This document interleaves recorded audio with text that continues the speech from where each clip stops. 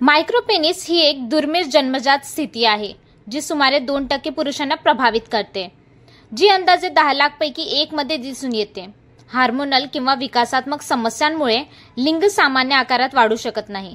त्याची ताठरता लांबी 3 इंचापेक्षा कमी असते।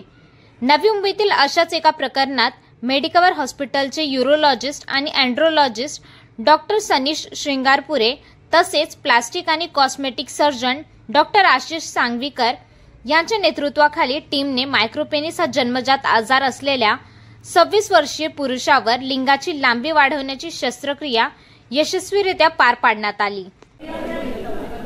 तर मी डॉक्टर श्रृंगारपुरे, मी यूरोलॉजिस्ट आणि अँड्रोलॉजिस्ट आहे मेडिकवर हॉस्पिटल खारघरमध्ये, नवी मुंबईमध्ये। तर आपण इथं नवी मुंबईमध्ये कंजेनिटल मायक्रोपेनिस म्हणजे छोटं लिंगाची पिनाइल लेंथनिंग सर्जरी म्हणजे लिंगाची लांबी वाढवायची सर्जरीचं पहिल्यांदाच नवी मुंबईमध्ये ऑपरेशन इथं मेडिकवर हॉस्पिटलमध्ये झालेलं आहे। हा मुलगा जो होता तो 26 वर्षाचा होता। त्याला कंजेनिटल मायक्रोपेनिस ही कंडिशन होती। कंजेनिटल मायक्रोपेनिस म्हणजे त्याची लिंगाची लांबी ताठर असताना फक्त 2.5 इंचापेक्षा कमी होती आणि ही कंडिशन जी आहे 10 लाखातून एका माणसामध्ये ही कंडिशन एवढी रेअर कंडिशन आहे। आणि ह्या माणसाला त्याच्या बेसिकली बोट्या छोट्या होत्या, त्याला म्हणतात टेस्टिक्युलर ॲट्रोफी।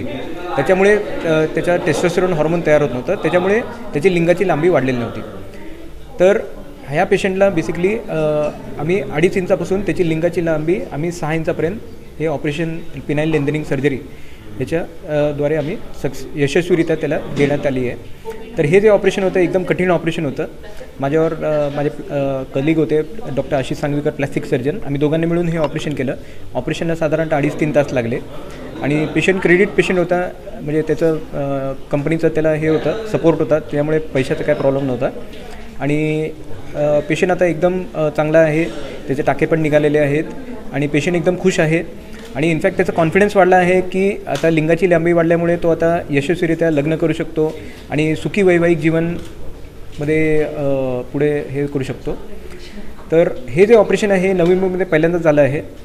तर नॉट ओन्ली कंजेनिटल मायक्रोपेनिस, मी अशा पेशंटना पण आवाहन करू शकतो की ज्यांचं जे वैवाहिक जीवनमध्ये सॅटिस्फाईड नाही आहे, ज्यांची लिंगाची लांबी छोटी आहे, की ज्यांना वाटतं की लिंग मोठं करायला पाहिजे किंवा कपलला वाटतं, वाईफला वाटतं की लिंग छोटं आहे, तर अशा पेशंटचं पण आपण इथं यशस्वीरित्या आपण ऑपरेशन करू शकतो। आणि प्लस आपण इथं अँड्रोलॉजी सेंटर चालू करणार आहे, ज्याच्यामध्ये बाकीचे लिंगाचे प्रॉब्लेम आहेत माणसाच्या लिंगाचे, जसं इरेक्टाईल डिस्फंक्शन, ताठरपणा, प्रीमॅच्युअर इजॅक्युलेशन, त्याचे पण आपण प्रॉब्लेम सॉल्व्ह करणार आहेत।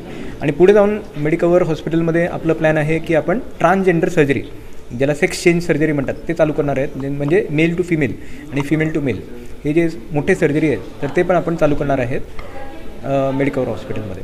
त्याला अँड्रोलॉजी सेंटरचं एक्सिलन्स इन अँड्रोलॉजी सेंटर आपण त्याला बनवणार आहे।